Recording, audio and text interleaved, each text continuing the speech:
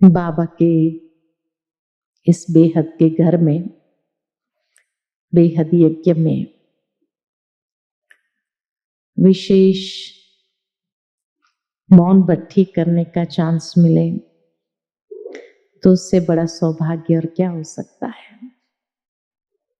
और वो भी बाबा की कर्म भूमि, बाबा की चरित्र भूमि पर, जहां विशेष सूक्ष्म में बाबा के एक्स्ट्रा मदद मिलती रहती है। तो लास्ट बाबा की मुरली जब चली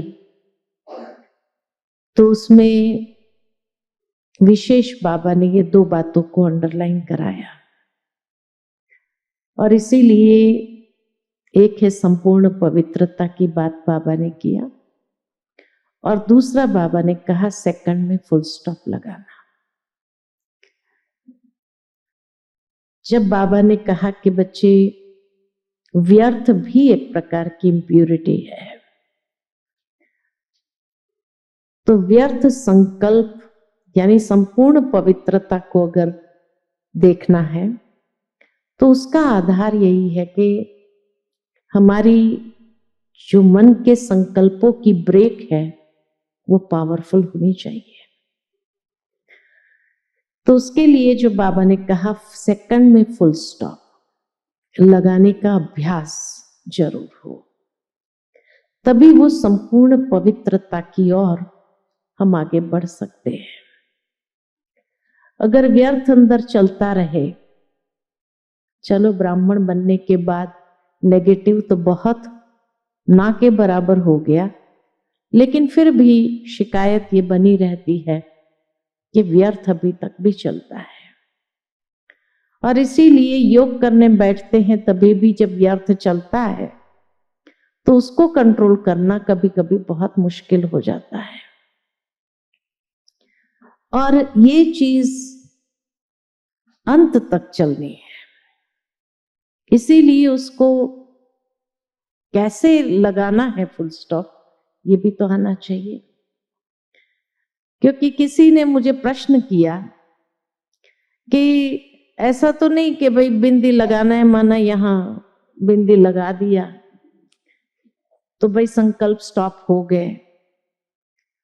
ऐसा बिंदी लगा तो सकते नहीं है फिजिकली कोई, तो वो संकल्प को फुल स्टॉप लगाने का भाव क्या है बाबा का, तो उस पर मेरा चिंतन चल रहा था। इसीलिए मैंने बहन जी को कहा कि ये चिंतन मेरा अभी का है तो मैं उसी पर कराऊंगी, क्योंकि संपूर्ण पवित्रता का आधार यही है। अगर व्यर्थ बंद ही नहीं हुआ, रुका ही नहीं, तो संपूर्ण पवित्रता तो बहुत दूर की बात हो गई।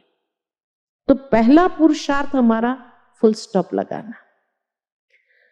तो फुल स्टॉप लगाना किसको कहा जाता है? पहली बात,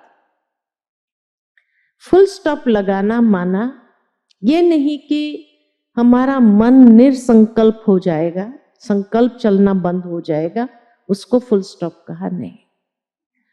लेकिन फुल स्टॉप लगाने का मतलब है कि अपनी विचारधारा को एक दिशा देना, श्रेष्ठ, समर्थ और शक्तिशाली दिशा देना।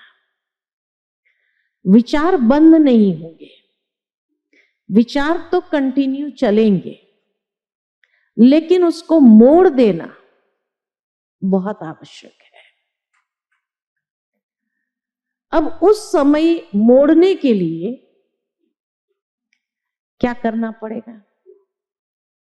विचार का तूफान ऐसा है, व्यर्थ विचारों का तूफान ऐसा है कि जब एक बार चालू हो जाए तो क्या होता है, रुकने का नाम नहीं लेता है। और ऐसे समय में अगर योग किया तो क्या होगा, और ज्यादा चलेगा, क्योंकि उसको स्पेस मिल जाती है, टाइम मिल जाता है, तो और अधिक चलना शुरू हो जाएगा। तो इसीलिए जब व्यर्थ चल रहा हो उसको फुल स्टॉप लगाने के लिए या दिशा देने के लिए स्थूल सेवा शुरू करो। उस समय योग में बैठना समझदारी नहीं है। या स्थूल सेवा कर्मणा या वाचा सेवा शुरू करो। किसी न किसी को ज्ञान सुनाओ। अपने विचारों को अपने आप एक दिशा मिल जाएगी। जब किसी को ज्ञान सुनाते हैं तो कई लोग सोचते हैं कि भाई हमारी स्थिति ही नहीं है, उस समय व्यर्थ इतना चल रहा है, हम ज्ञान सुनाते तो सामने वाले को क्या फर्क पड़े, माना क्या असर होगा, उसको तीर तो लगेगा नहीं, तो फिर ज्ञान भी क्यों सुनाए। वास्तव में हम उसको ज्ञान नहीं सुना रहे हैं, उस वक्त हम अपने आप को ज्ञान सुना रहे होते हैं। और जब हम अपने आप को ज्ञान सुना रहे होते हैं तो क्या होता है कि हमारे विचारों को जब समझ से हम उसको समझाना चालू करते हैं तो धीरे धीरे वो परिवर्तन भी हो जाएगा। और जितनी देर आपने उसको ज्ञान सुनाया उतनी देर में तो धीरे धीरे आपके विचार परिवर्तन होते हुए आप खुद महसूस करेंगे कि हाँ, जैसे फुल स्टॉप लग गया, उस व्यर्थ की बात को फुल स्टॉप लग गया और फिर आपकी गाड़ी एक और पटरी पर चढ़ने लगेगी। अच्छा चलो, ज्ञान सुनाना मुश्किल हो रहा है तो कोई बात नहीं, कर्मणा सेवा शुरू करो। जितना आप कर्मणा सेवा करेंगे तो उससे दो बात होगी। एक तो कर्मणा सेवा किया तो उसका पुण्य अर्जित होगा, और दूसरा जब उस सेवा से कोई आत्मा प्रसन्न होती है तो उसकी दुआएं भी मिलती है। तो ये दो चीज प्राप्त होने से वो व्यर्थ को समाप्त करना आसान होता है। कई बार व्यर्थ इसलिए भी चलता है, देखा गया है, व्यर्थ इसीलिए चलता है क्योंकि हमारा पुण्य क्षीण हो गया है। इसलिए पुण्य करना जरूरी है। तो जितना कर्मण सेवा हम करेंगे उतना कर्मणा सेवा करते करते हमारा पुण्य अर्जित होना स्वाभाविक हो जाता है। और ये पुण्य जितना हमारा बढ़ता जाएगा, स्वाभाविक है कि वो पुण्य कभी कभी मदद करता है उस व्यर्थ को समाप्त करने के लिए। खुशी मिलेगी ना। जैसे जैसे हम पुण्य अर्जित करेंगे, हमारा खाते में जैसे जैसे आता जाएगा, जमा होता जाएगा, खुशी बढ़ने लगेगी।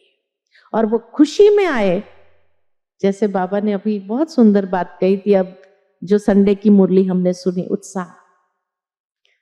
हर घड़ी उत्सव मनाओ, हर घड़ी उत्साह में रहो।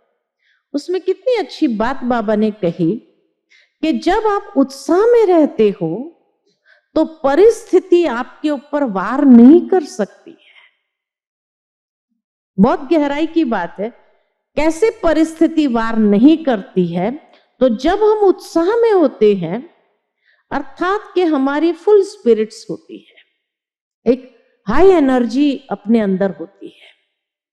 जब हाई एनर्जी अंदर में है तो परिस्थिति जो आती है वो लो एनर्जी है, तो वो लो एनर्जी हाई एनर्जी को इफेक्ट नहीं करती है। इसीलिए कर्मणा सेवा करते हुए हम अपने जमा के खाते को बढ़ाएं, क्योंकि व्यर्थ जब चलता है माना हमारी एनर्जी भी लो हो जाती है। जब हमारी एनर्जी लो हो गई तो हर परिस्थिति वार करेगी, ये स्वाभाविक बात है। इसीलिए परिस्थिति वार न करे, उसके लिए अपने आप को ऐसी कर्मणा सेवा में जोड़ दो जो अपने आप जमा होते हुए हमको खुशी का अनुभव होगा। इसीलिए बाबा ने तीनों के मार्क्स एक समान रखे हैं, मनसा वाचा कर्मणा। तीनों के मार्क्स बराबर है। ये नहीं कि कर्मणा का कम है या मनसा का अधिक है या वाचा का अधिक है, कर्मणा का कम है, नहीं, तीनों के मार्क्स बराबर है। उस समय मनसा सेवा तो संभव नहीं है, व्यर्थ इतना चल रहा है। तो इसीलिए जब हम कोई भी कर्मणा सेवा शुरू करते हैं, हमारा मन जब उसमें पिरोना शुरू होता है तो क्या होगा, अपने आप वो व्यर्थ समाप्त होगा। और जैसे जमा होती जाएंगी, खुशी बढ़ती जाएंगी, तो धीरे धीरे उत्साह बढ़ने लगेगा हमारा। तो ये है फुल स्टॉप लगाने का पहला तरीका कि दिशा दो, अपने मन वचन कर्म को एक दिशा देना है। दूसरी बात कि फुल स्टॉप लगाना माना निश्चय बुद्धि बनना। तो पहला परिवर्तन, परिवर्तन करो, दिशा देना माना परिवर्तन कर देना। दूसरा है निश्चय बुद्धि बनना। किसमें निश्चय बुद्धि बनना है? ड्रामा। ड्रामा में जितना हमारा निश्चय, और वो भी निश्चय क्या है होना चाहिए, जो हो रहा है वो बहुत अच्छा, जो हुआ वो भी बहुत अच्छा, जो होने वाला है वो भी बहुत अच्छा। तो निश्चिंत हो जाना। तो फुल स्टॉप लगाना माना निश्चिंतता का अनुभव करना, निश्चय बुद्धि होकर निश्चिंतता का अनुभव करना कि कल्याण ही है ना। जब समय कल्याणकारी है, बाप कल्याणकारी है, तो हमारा अकल्याण करने की ताकत किसमें है किसी में? जब ये निश्चय हो जाता है तो भी एक सेकंड के अंदर फुल स्टॉप लग जाता है। तो मेन बात यही है कि या तो परिवर्तन करने की शक्ति हमारे अंदर आ जाए, या दूसरी निश्चय बुद्धि बन करके निश्चिंत हो जाना कि कल्याण हुआ ही पड़ा है, जो होगा इसमें अच्छा ही होगा। तो क्यों क्या के क्वेश्चन पूछने के बजाय क्या होगा, वाह वाह के गीत गाना शुरू करेंगे। वाह बाबा वाह, वाह ड्रामा वाह, है ना, वाह रे मेरा भाग्य वाह। तो जितना वाह वाह के गीत गाते हैं, माना भी अपनी स्पिरिट्स को हाई करना है, उत्साह में आना है। तो ये वाह वाह का गीत जब गाना शुरू करते हैं तो बाबा कहते हैं अगर वाह वाह नहीं भी होगा तो वो परिवर्तन होकर वाह वाह हो जाएगा। ये भगवान का वरदान है। इसीलिए वाह वाह के गीत जरूर गाना आना चाहिए, है ना। इसको कहते हैं फुल स्टॉप। कोई गाना गाता है तो अपने आप सारी दुनिया भूला हुआ है कि नहीं है, उस गाने में कितना मग्न हो जाता है जो सारी दुनिया भूल जाती है। ठीक इसी तरह जब हम भी वाह वाह के गीत गाएंगे तो दूसरा सब भूल जाएंगे, तो व्यर्थ समाप्त हो जाएगा। और वाह वाह से हर चीज वाह वाह होने लगेगी। इसीलिए बाबा कहते वाह वाह के गीत गाओ, है ना। तो नेगेटिव को कंप्लीटली हम पॉजिटिव में चेंज करते हैं वाह वाह के गीत गाने से, ठीक है। तो ये दूसरा तरीका है फुल स्टॉप लगाना, है ना? वाह वाह के गीत गाओ और देखो कैसे परिवर्तन होता है। मान लो कि वाह वाह के गीत गाने पर भी अंदर में डाउट आ रहा है, पता नहीं क्या होगा, मैं गा तो रहा हूं लेकिन वाह वाह हुआ कि नहीं हुआ, क्योंकि सूक्ष्म में कहीं ना कहीं एक second thought side by side.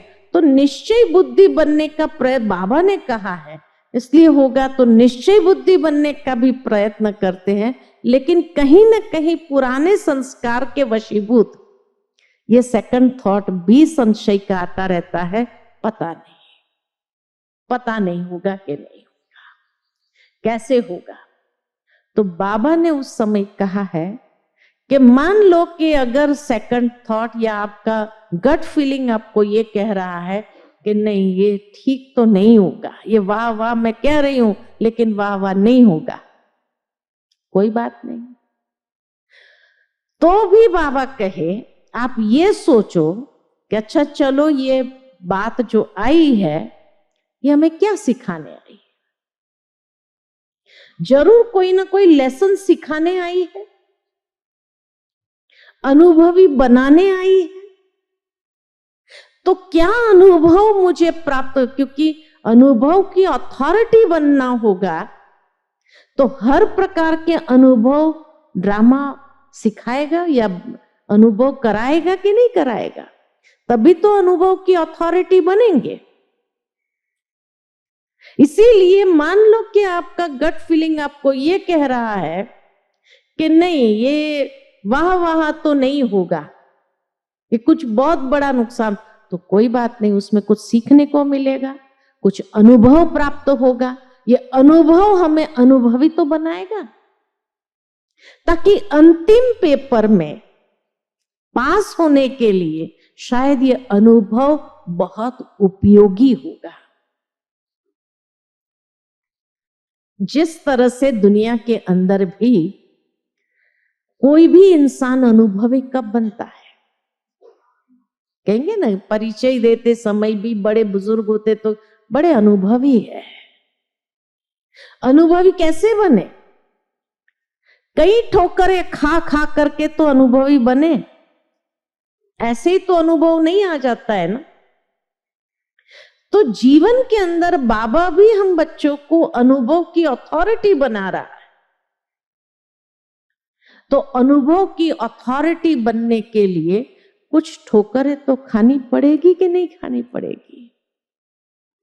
तो उसको भी उस दृष्टिकोण से देखो कि अच्छा ये बात जो आई है क्या सिखाने आई, क्या अनुभव प्रदान करने आई।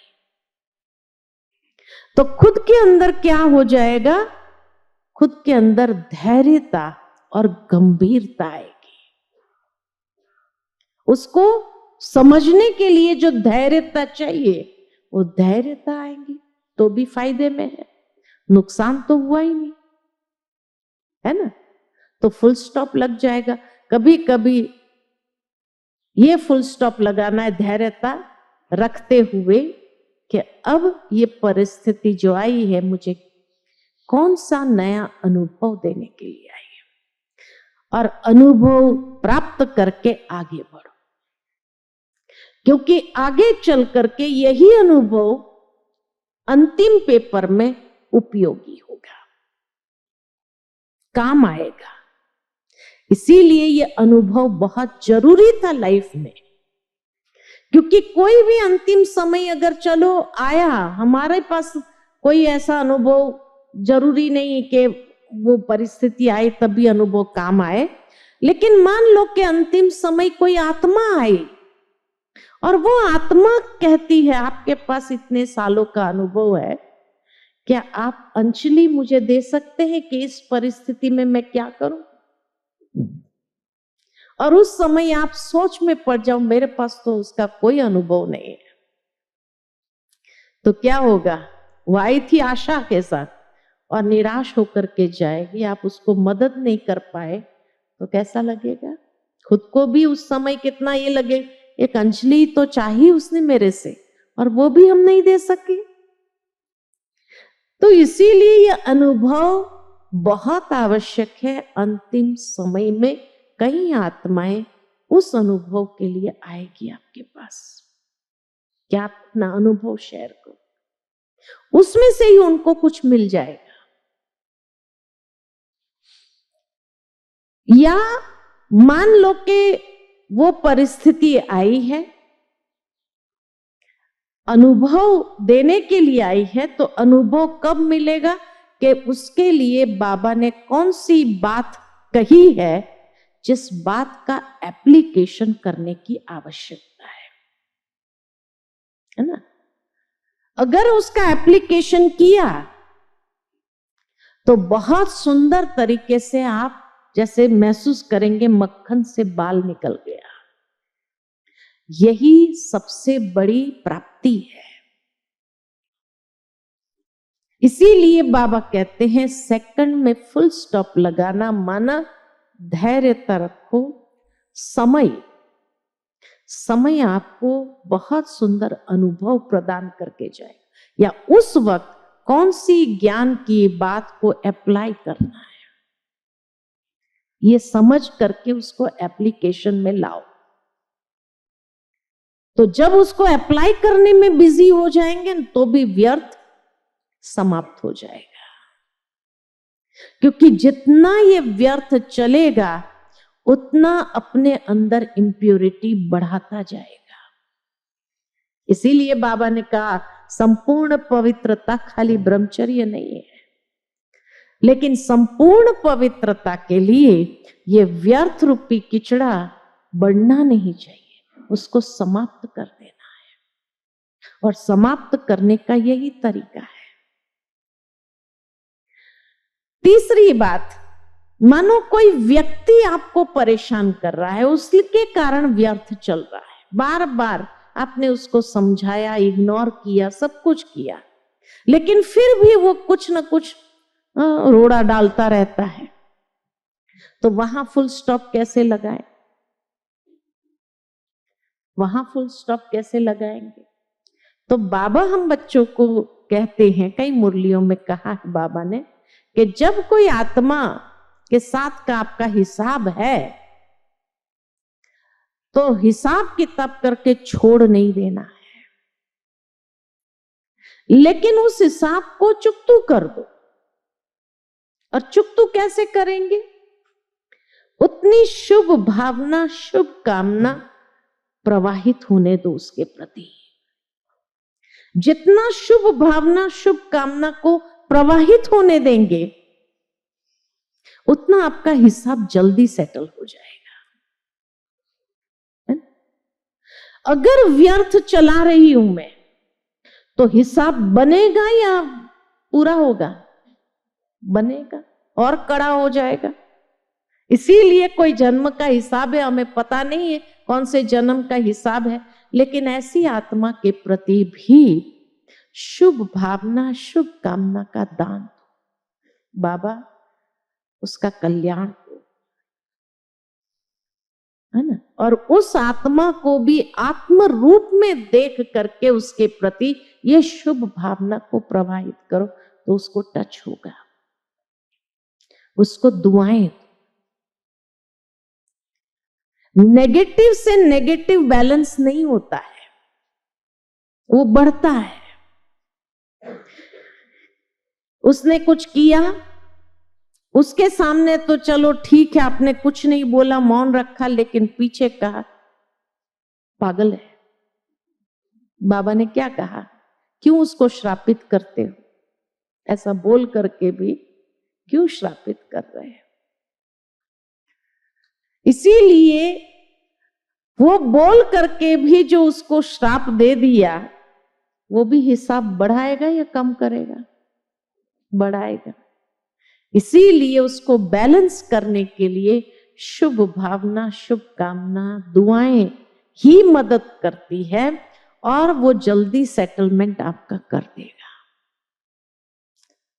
शुभ भावना नहीं देंगे तो बढ़ेगा, तो अब फुल स्टॉप लगाना चाहेंगे तो भी लगेगा नहीं। इसलिए उसको बैलेंस करने के लिए शुभ भावना, शुभ कामना फुल स्टॉप लगाता है। इसका कल्याण हो।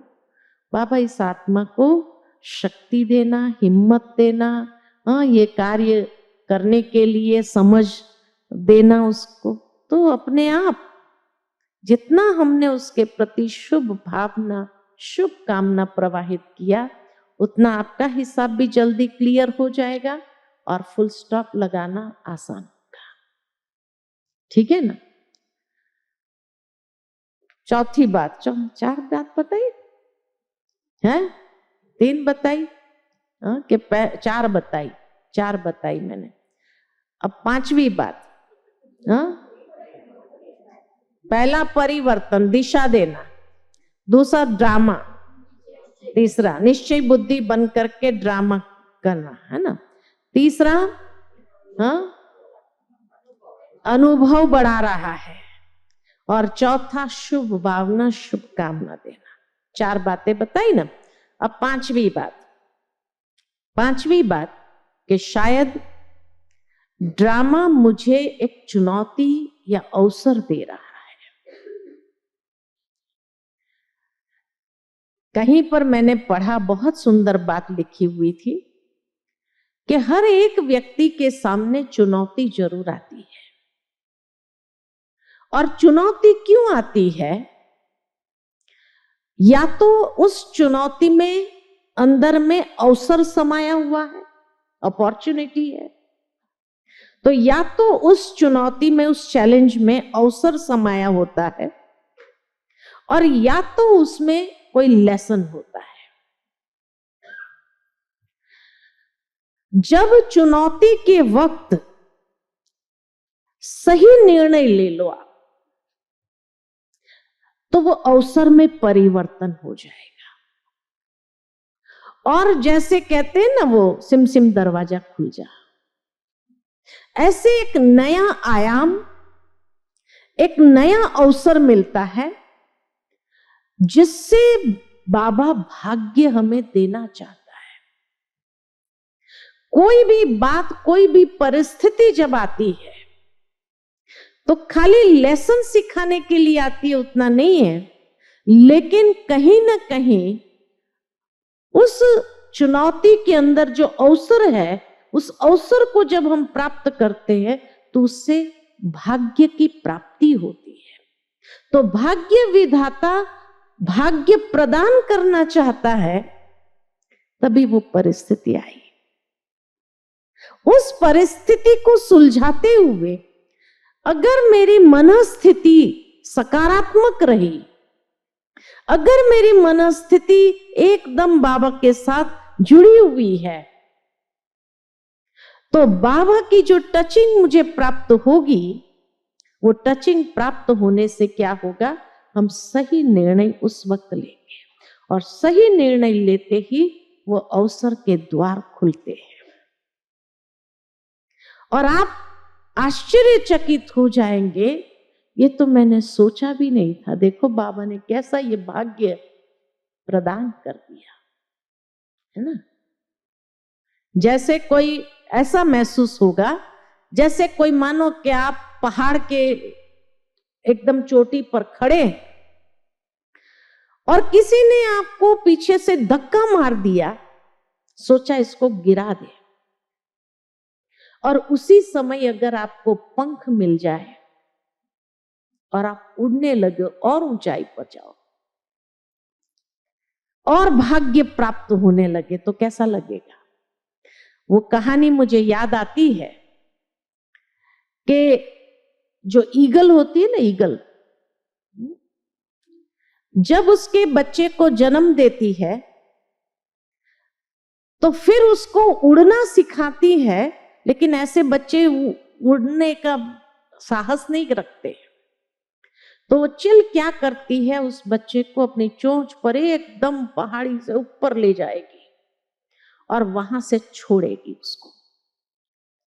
और जैसे ही छोड़ेगी ना, कि वो पंख फड़फड़ाना चालू कर देता है और तब उड़ना सीखता है। तो जीवन के अंदर हमेशा जिसको भय रहता है ना, व्यर्थ किसका चलता है?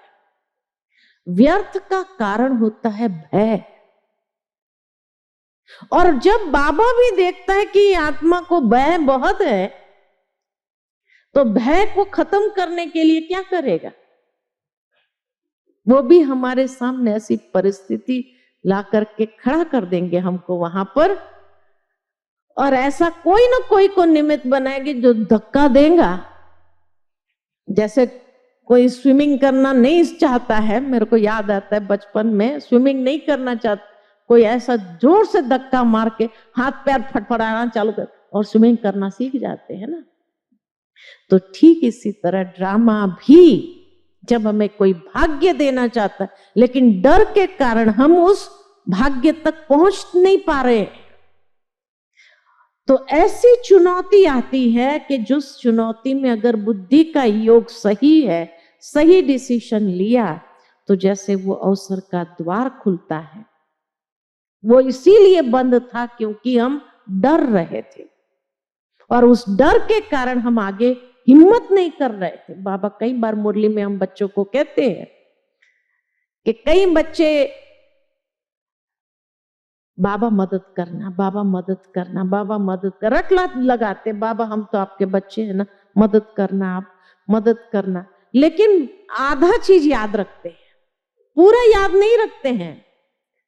बाबा आप तो हमारे माता पिता हो, आप तो मदद करेंगे ही ना, आप नहीं करेंगे तो बाबा को याद कराते हैं सब, आप नहीं मदद करेंगे तो कौन करेगा। लेकिन बाबा कहते हैं आधा सेंटेंस याद रखते हैं, बाकी का आधा भूल जाते हैं कि बाबा मदद करता है किसको? हिम्मत मर्दा तो मदद है। पहले हिम्मत का एक कदम तो उठाओ। हिम्मत का अगर कदम ही नहीं उठा रहे हैं तो मदद कहां से मिलेगी, है ना। 1000 भुजा वाला बाबा आपके मदद करने के लिए तैयार है, लेकिन हिम्मत का कदम उठाना नहीं है। और बाबा मदद करो, बाबा मदद करो, बाबा मदद करो, तो क्या होगा? और फिर मदद नहीं मिलती है, क्योंकि मदद कैच ही नहीं कर पाते हैं। हिम्मत का कदम बढ़ाया ही नहीं तो मदद तो कैच नहीं कर पाते हैं। फिर कहते हैं बाबा को इतना याद किया, इतना योग लगाया, फिर भी बाबा की मदद नहीं मिली है? तो बाबा क्या कहते हैं? कारण क्या हुआ कि हिम्मत का कदम बढ़ाया नहीं। हिम्मत जरूर रखनी पड़ती है कई बार, और जैसे ही हिम्मत का कदम बढ़ाते हैं उस विश्वास के साथ कि बाबा है, फिर देखो आपको लगेगा मैं कहीं गिर न जाऊं, मैं कहीं ये न हो जाऊं, ये न हो जाए। लेकिन हिम्मत का कदम रखते हुए बस आप उस परिस्थिति को पार करने के लिए आगे बढ़ जाओ, देखो फिर क्या होता है, देखो फिर क्या होता है कि नहीं।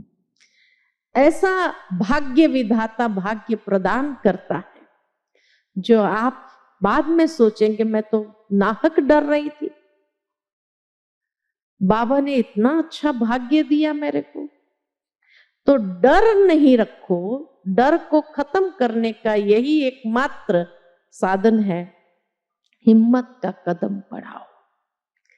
तो कोई भी चुनौती जब आती है तो उस समय हिम्मत बहुत जरूरी है। हिम्मत और उमंग उत्साह ये दो तो पंख माने गए हैं। जब हिम्मत और उत्साह के पंख, लास्ट संडे की मुरली में भी बाबा ने यही दो बात कही कि हिम्मत और उत्साह के पंख जब लग जाते हैं, फिर आप कितनी भी ऊंची उड़ान भरना चाहो सहजता से भर सकते हो, और कोई भी परिस्थिति को क्रॉस करना आपके लिए आसान है। लेकिन हिम्मत और उत्साह के पंख ही नहीं है तो फिर तो परिस्थितियों के साथ लड़ना पड़ेगा, माथा मारना पड़ेगा और आगे बढ़ना मुश्किल होगा। इसीलिए बाबा भी हम बच्चों को कहते हैं कि बच्चे हिम्मत और उमंग उत्साह के पंख के आधार से उड़ना चालू करो, तो कोई भी परिस्थिति नीचे हो जाएगी, आप ऊपर से उड़ करके उसको क्रॉस करेंगे, तो व्यर्थ चलाने की आवश्यकता नहीं रहेगी, है ना। तो इसीलिए डरो नहीं, डरना नहीं है, लेकिन हिम्मत का कदम उठा करके आगे बढ़ना है। यही हमेशा याद रखो, भाग्य विधाता मुझे कोई न कोई भाग्य प्रदान करना चाहता है, इसीलिए ये बात मेरे सामने आई है। और या तो बाबा के प्यार को महसूस करो, छठी बात कि भगवान का प्यार क्या होता है, इसको अनुभव करने का टाइम आया है।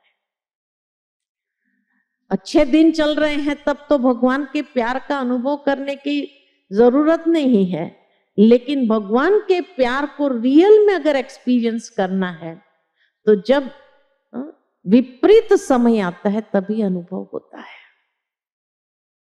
कई बार कई लोग कहते हैं बार बार मेरे सामने एक ही बात आती, बार बार वही बात क्यों आती है? लेकिन बार बार क्यों आ रही है उसके पीछे भी कारण है। मैं जब छोटी थी ना, स्कूल में थी, 5th क्लास में होंगी मैं, तो 5th क्लास में जब थी तो हमारा मैथ्स का टीचर था, उसकी मैं फेवरेट स्टूडेंट थी। उसको बच्चे नहीं थे अपने, तो हमेशा उसको इतना प्यार था कि तेरे को मैं अडॉप्ट कर लूं। उसको यही अंदर में रहता था, तेरे को मैं अडॉप्ट कर लूं। तो जब भी हमें यूनिट टेस्ट में सम्स देते थे ना, सिखाते थे, तभी भी विशेष ध्यान मेरे पर रहता है, इसका ध्यान कहीं इधर उधर तो नहीं है, इसका ध्यान है। और जब यूनिट टेस्ट होती थी हमारी, तो जब चक्कर लगाता था ना, तो सीधा आकर के मेरे पास खड़ा होता था। अगर मैं उसके क्लास में पीछे भी बैठी तो खास बुलाएगा, इधर बैठो, तुम आगे बैठो, है ना, पीछे क्यों बैठी? मेरी 2 सीट होती थी, तो आगे बिठाते। एक तो मुझे उनका क्लास बोरिंग बहुत लगता था, मेरे को आता ही नहीं था, तो बहुत बोरिंग लगता था। और ऊपर से वो मुझे आगे बुला करके वहां नाक के सामने बिठाता था और ध्यान मेरे पर। और फिर जब यूनिट टेस्ट के समय ऐसे चक्कर मार करके आता था, खड़ा होता था देखने के लिए मैं क्या लिख रही हूँ। अब नेचुरल है, वो खड़ा होगा तो कॉन्शियस तो हो जाएंगे, तो गलती तो होनी ही है। तो गलती हो जाती थी मेरे से, तो उसको इतना गुस्सा आता था अंदर में। फिर जब पेपर देने जाते थे ना, जब निकलते हुए जब क्लास से, तो जैसे ही पेपर देते थे तो मेरा पेपर बाद में लेता, दूसरे का सबका ले लिया, है ना, और फिर मेरा लास्ट में लेकर कहता बैठो, बैठ इधर, इतनी गलती करती है तुम, है ना। बहुत गुस्सा आता था मेरे ऊपर। फिर तब तक वो 10 सम्स ऐसे ही निकाल के रखता था और ये सारा सॉल्व कर, बैठो सॉल्व करो, और बाकी सब चले गए और मेरे को बैठना पड़ता था। तो मुझे बड़ा गुस्सा आता था, है ना। लेकिन इतनी प्रैक्टिस कराता था, इतनी प्रैक्टिस, 10-10 सम्स ऐसे एक जैसे दे करके प्रैक्टिस कराता था, ताकि मेरे को फाइनल में अगर वो क्वेश्चन आए तो मैं फेल ना हो जाऊं। ये उनकी भावना थी। अब जब फाइनल एग्जाम आई और मेरा 100% मार्क्स है, मैथ्स में तो फुल स्कोर कर सकते हैं, तो इतना मुझे कॉन्फिडेंस आ गया था, हर चीज 10-10 बार बार बार कराते रहने से इतनी मैं परफेक्शन उसमें आ गया था। तो एक तो मैंने समय से पहले भी कर दिया और 100% मार्क्स आया।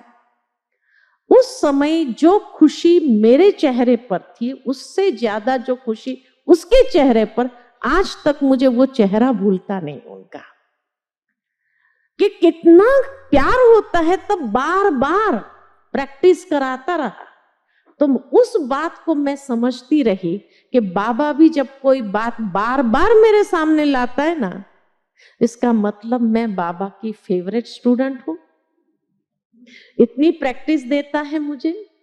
और दूसरी बात कि मैं फेल हूं, ये उसको मंजूर नहीं, फाइनल एग्जाम में मैं पास होनी ही चाहिए।